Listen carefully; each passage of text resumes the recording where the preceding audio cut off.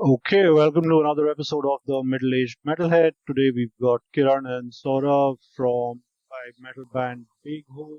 Hi guys, welcome. What's happening, Hi, Gautam? hi. Thank you for So, having us.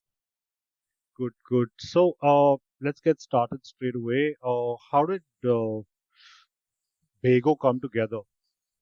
So it's an interesting story, right? I'll give you my version of it. I'm sure Saurav has his version of it too. I'll tell you from my point of view. You and most of the listeners over here might be familiar with Primitiv and how it ended, right? Tragic story. So I'm not going to get into that. So I've not been doing anything musically since 2020, practically 2020, most of 2021 as well. And Saurav and I used to work together. Actually. We both used to be working at Ogilvy back in 2019. We realized that we both play the same kind of music instantly because at Ogilvy we used to be obligatorily put into these music groups for these, uh,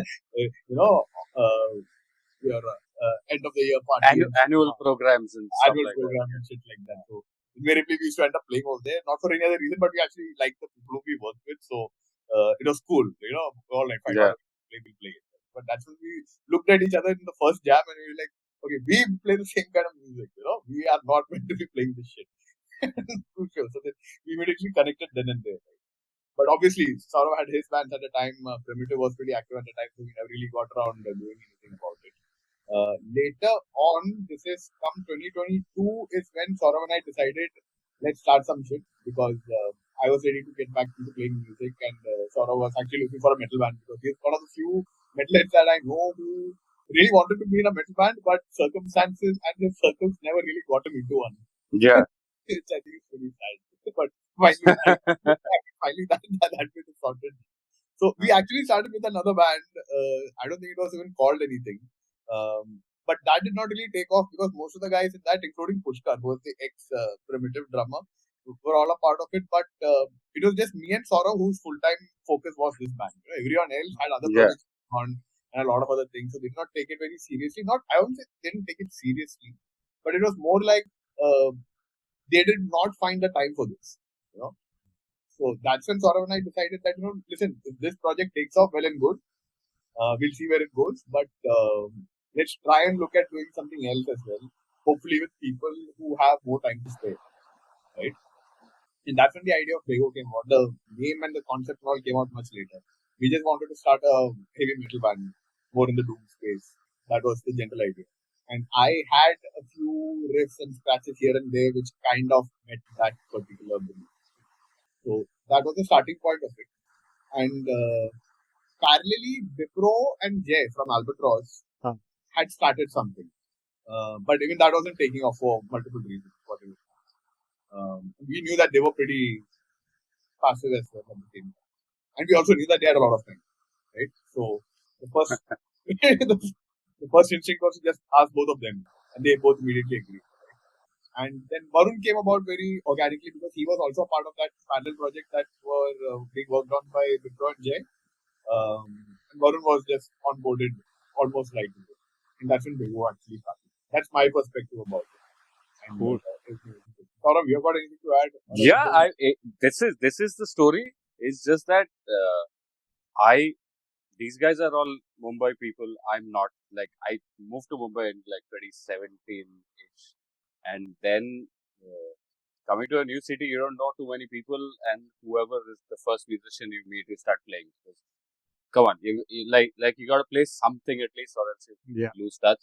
None of them happen to be metalheads, not even close. So I ended up playing cover Oasis gigs, covers. Oasis Oh. covers. Oasis covers me bolna like is sham because Oasis covers is always Wonderwall. So Wonderwall, It's My Life was my life.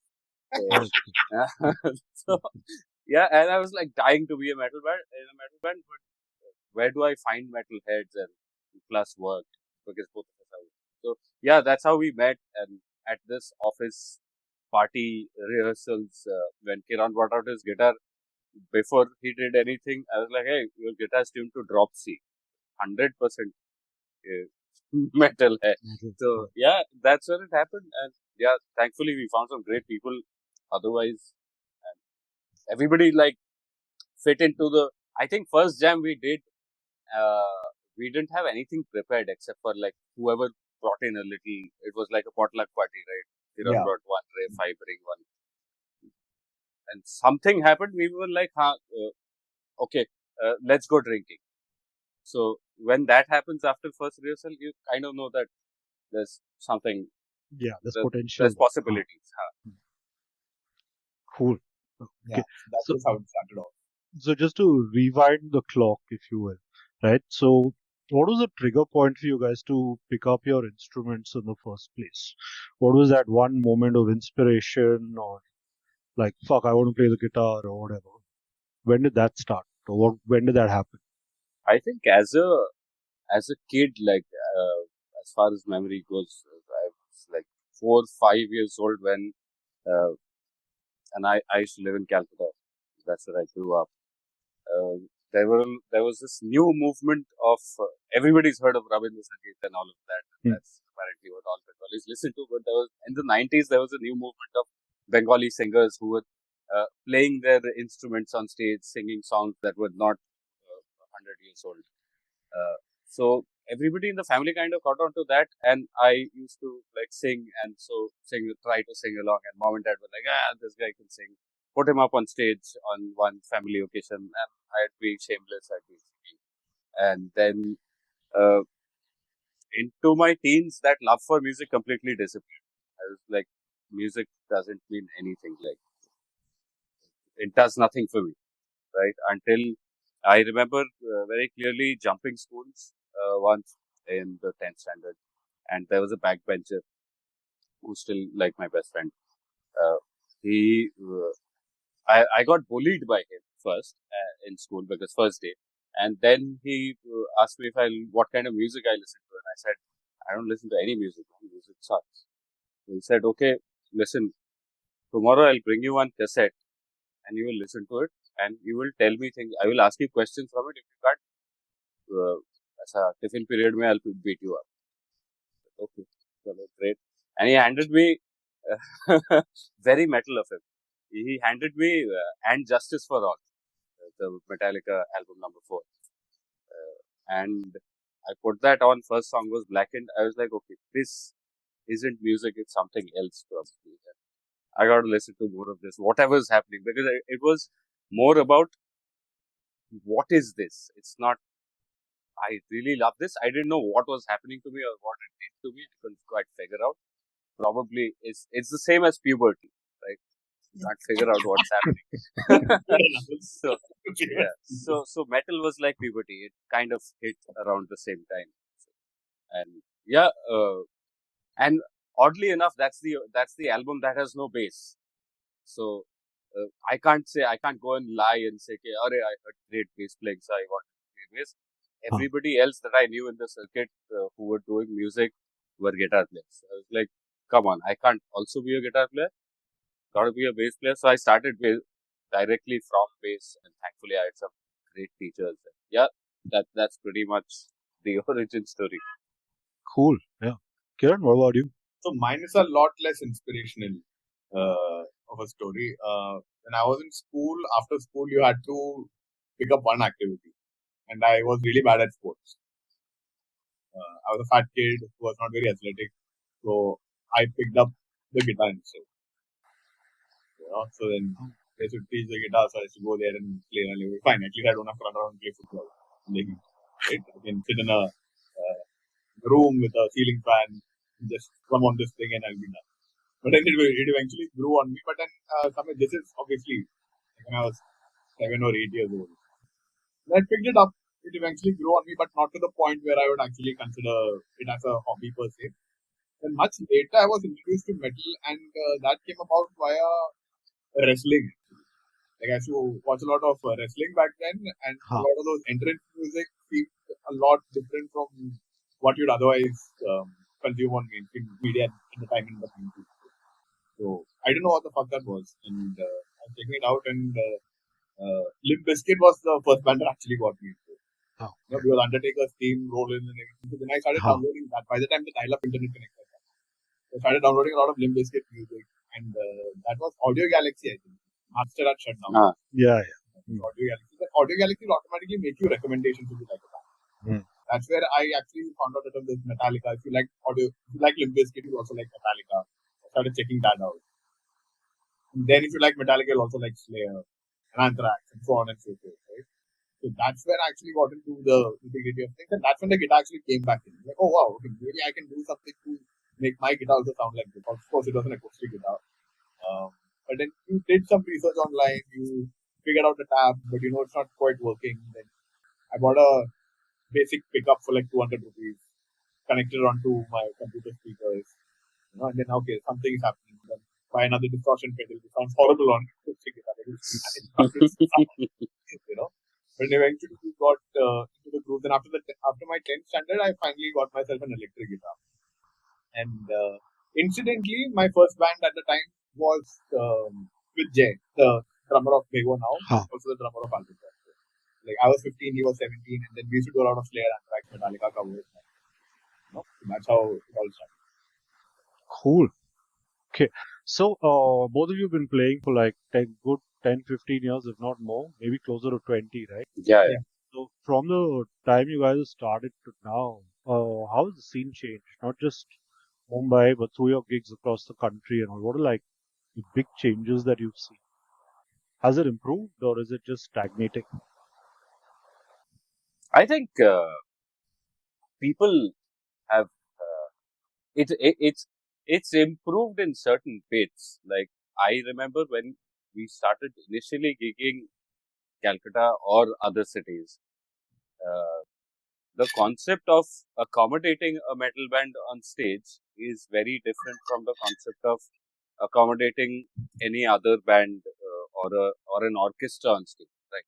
Because they used to have the same backline or the same the sound dada, as we called them, was Yeah. not equipped for this, right? So you play distortion, they would literally shout at you, कि, "अरे मेरा speaker उड़ जाएगा, monitor पे पैर मत रख." All of that used to happen. Right? So we've been through that. Now education has obviously happened. People, our generation, a lot of the people who started out as musicians have also become sound engineers.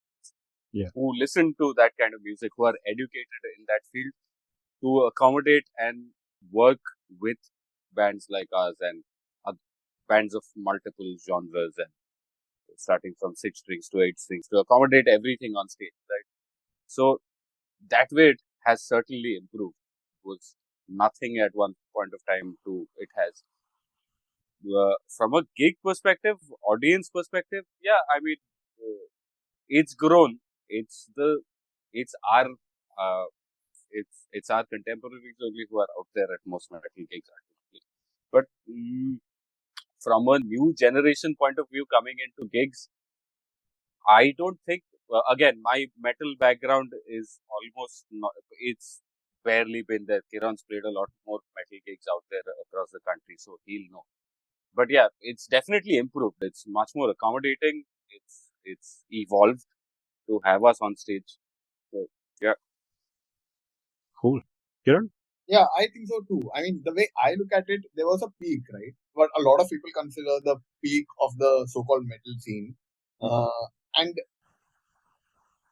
And while that might look like the peak, it was not quite. I'll tell you why. Because this peak that a lot of people talk about is 2005, 2006, as far as Indian metal band and the audience and the attendance is concerned and all.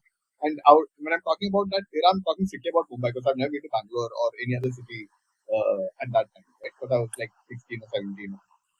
But over there also, like you go to an IROC and you see it's flooded and people are jumping around, moshing and everything, stuff like that. Like, fuck, you know, the scene has really arrived at this point. And there was a point when IROC was only metal at the same time.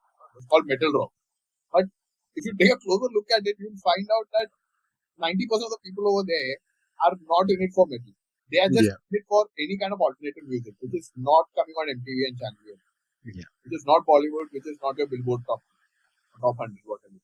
Like I over there and ran into my younger brother's batchmates, you know, who were in black t-shirts and spiked hair and whatnot at the gig, right? But those guys, the moment an EDM scene opened up or the moment a trance scene opened up, they ran there.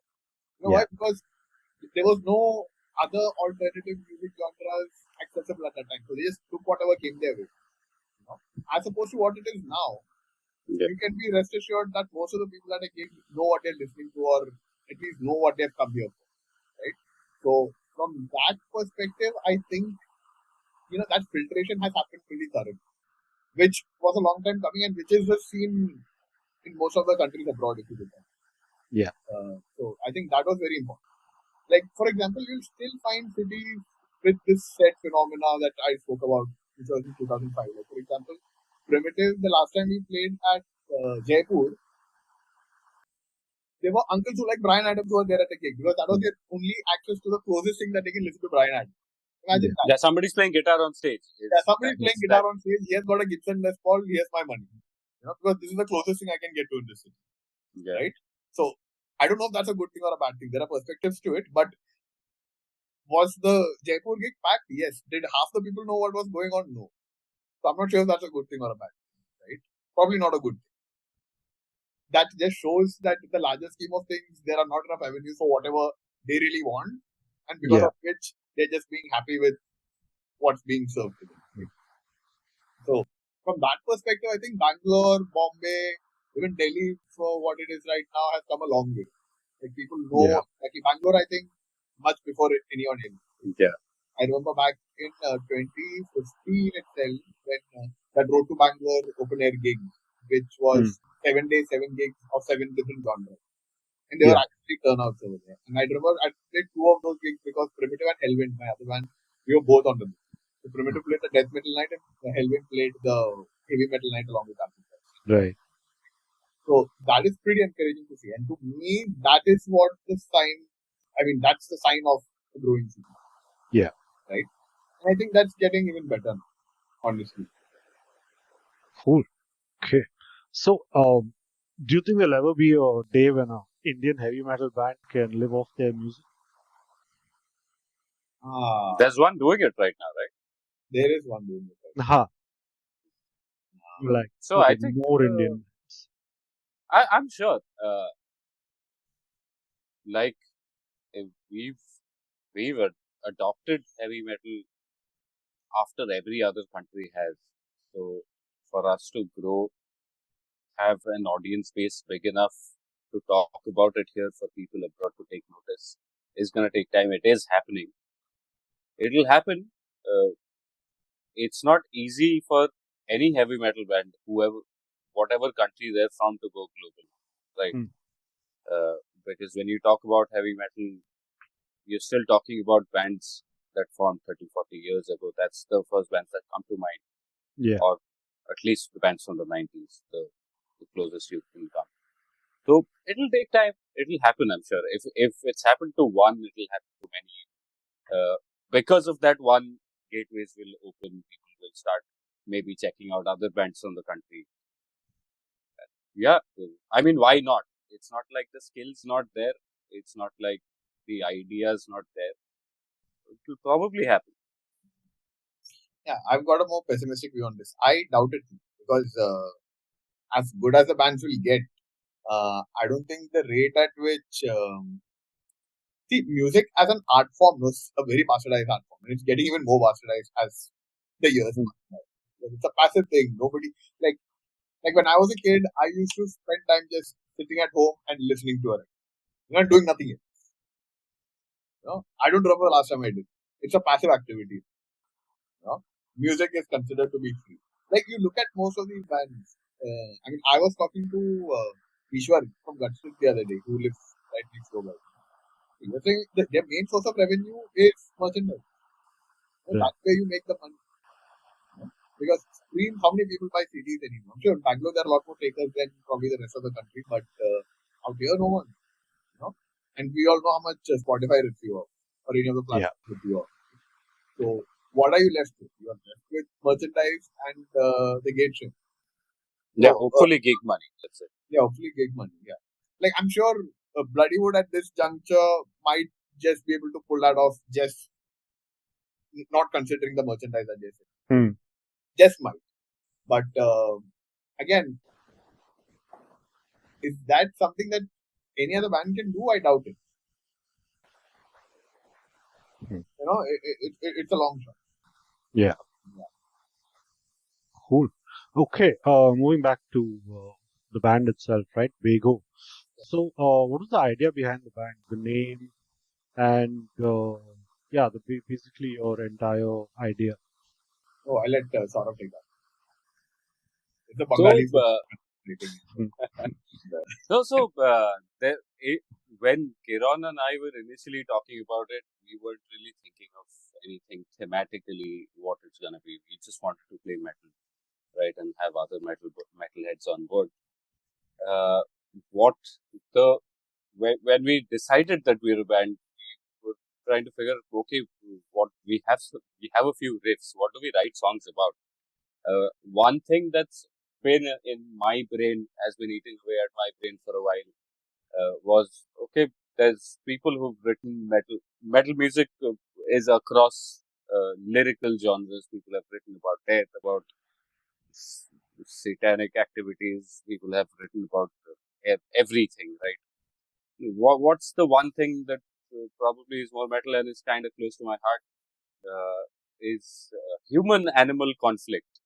Not to get very environmental like Australia, but human-animal conflict. Just the thought of animals eating up humans and ripping them to shreds was metal enough, right? And different animals can do it in different ways to you. So that was one thought in my head that I wanted to write about. So about a couple of songs in where we didn't really have lyrics to either any one of them, uh, I one day randomly wrote the song Begho, which is the fourth song on the record on the EP. Uh, it was Begho is basically the word that comes from Begho Bhoot. Begho Bhoot means Begho ghost. It's it's mythology, folklore from the Sundarbans. What happens is the story goes that anybody who goes into the Sundarban jungles to take anything out of it, whether it be honey, fish, meat, or even photographs if you're a tourist, you have to pray to the goddess of the forest, also known as Bonbi. But if you don't do that, what happens is there are more chances of a tiger eating. And if a tiger eats you, you become a ghost called the Begho. And then your job is to be slaves to the master, who is the tiger, and you go out there looking for other people and you lure them to the tiger itself. So that the song was about that, and I had written it down and sent it to WhatsApp on these guys. I think we might have lyrics for this song, and I remember outside the jam pad, Bipro was reading it in his scholarly way, and you know, trying to find grammar errors. And then it was like, you know what? Begho sounds like a good name for the band as well. And I was like, really? And everybody was like, yeah, cool, let's go with it. And yeah, that's where it happened. I don't think there was much debating over it, and we just went with it. Cool, yeah. Someone told me that Begho was the ghost of a man-eating tiger. I don't know where that came from, but yeah, thanks for clearing that up. Cool. That's like a pretty cool story. Okay. So you're writing the lyrics and Bipro's singing, right? Are you No, writing the Bipro's lyrics? writing too. I mean, Bipro's writing too. Oh, yeah, both of us are writing. oh, cool. And so for a song that you're writing the lyrics and Bipro's singing, how does that work? Are you giving him pointers or is he coming up with the melodies on his own? Uh, I just write, man. I write what I feel, and having read lyrics of bands all these days, you kind of know how to meter things, right? How to scansion things and how to meter things out, and what a rhyme scheme looks like if you at all need a rhyme scheme. So yeah, I write accordingly with a rough idea of a tune in my head, but I don't give that tune to him. Let him come up with that, and if he needs to edit things out, move words from here and there, or completely shift things and take it as an idea, then he does that too. And then plus he writes his own lyrics too completely. Cool. And musically, what are your main influences here with Begho? I'll let Kiron take that. It comes from all over the place. I personally come from a lot of old school heavy metal, right? Like a lot of Black Sabbath, Judas Priest, along with a lot of the later grunge also, like Alice in Chains is a big influence. Some of the more old school death metal bands, and a lot of Morbid Angel. and obituary in my writing. And, it's just a amalgamation of all of that. It basically was the same kind of influences as far as guitar writing is concerned. What went for Primitiv. In fact, a lot of the riffs and a lot of half songs that you'll find in the EP and the ones to be followed are actually some of the ideas that I did for Primitiv before everything went down. As far as influences are concerned, it's that. But we all come from different influences. Like Jay is heavily into progressive. Okay. Progressive metal. Like he really likes his Dream Theater and vocals. I'm allergic to anything that's not 4x4. But then at some places you do have like in Begho, for instance, there is a very nice 7x8 part which really takes the song to another level. So you've got those influences over there. Varun is obviously in and out trash, right? And you'll hear a lot of that in King, for instance. Bipro, again, he's again very old school, very Saxon, Judas Priest, Iron Maiden. Can't take that out of him. And that interestingly becomes a good mix for us at Begho because you've got those kind of nasty, chunky, sludgy riffs and having those kind of almost operatic yet deceiving vocals on top of it is really working out for us, I think, in the larger scheme of things when it comes to the sounding originally. Saurav's influences, I'll listen to. Another genre that we had initially spoken about when Kiron and I were talking about things was stoner and desert rock. Like a lot of truck fighters and Orange Goblin, Kayas, however you like to pronounce that. Those were common bands that we listened to a lot, and I don't think that's a genre that's loved a lot or is very mainstream even in metal. But that's something we kind of like, that sludginess, slow repetitiveness of things, and how clean vocals go so fantastically well with it as well. So that's there. I think if anybody at any point asks me what your favorite band is, it will always be Iron Maiden, and that's there. Plus, old school is mostly my thing. I've never really adapted to listening to post 2010s metal. It's never really sat well with me in any way. It's not that I diss that kind of music, but it's never done anything for me. So 80s and even 90s. New metal is also cool, man. There's absolutely nothing wrong about it. So yeah, that's pretty much it. Cool. Okay. So, what was the reception like for your first gig? It happened in Mumbai only, right? Yeah. Last year. So the reception was a little bit of a mixed bag, considering the gig wasn't very good. To be honest, we weren't very happy with it. Multiple reasons, because we just took the gig as it came. Right, we weren't completely prepared. The gig came up in August sometime, and we had 2.5 songs written at that time. The gig was a month away. Right? So we committed to actually playing 5 songs. We've got 5 more jams, and we'll write 2.5 more songs, so that we'll have 5 songs, and we'll just pull this off. And we were all rusty. I, for one, haven't played guitar standing up in the last 6 years at the time. Right? And I put on a lot of weight. I just couldn't move around, and it was weird. And at the same time, writing, playing 5 songs live that you haven't played before with 4 guys you haven't played before to a crowd after 6 years can't be the best idea in the world. So we're working on that right now. We're having regular jams and music. But overall, the reception was all right. People were glad to see us back on stage. I think for the most part, a lot of nostalgia kicked in at that point of time, considering Albatross calling off their little project and of course what happened with Primitiv. Yeah. But was I personally happy with it? No, far from. Right? So that's something that we're hoping to rectify in the coming future. Cool. Yeah, and like I hadn't played a gig which required my hair falling over my face in like 10 years. Ever. You never played. Yeah, okay. And when that happened, okay, I didn't think this through. But yeah, I don't think it was a great gig. Personally, within all of us, people in the crowd were shouting and jumping around. One thing that I do remember from that gig, from a crowd perspective, is after the gig, one guy came specifically, told me, "I love your tempo," as a band. So so we're doing something right for someone out there. Yeah, cool. What are your expectations from the upcoming gig in Bangalore on the 30th? So we are really looking forward to the Bangalore gig. First and foremost, I think our kind of music has a lot more takers in Bangalore than probably anywhere else, right? And also the fact that we are playing with a bunch of good bands, including Gin and Miskatonic and X Repeat X. Velocity was one of my favorite bands to tour with, and we were Primitiv. I'm so glad to see most of those guys back.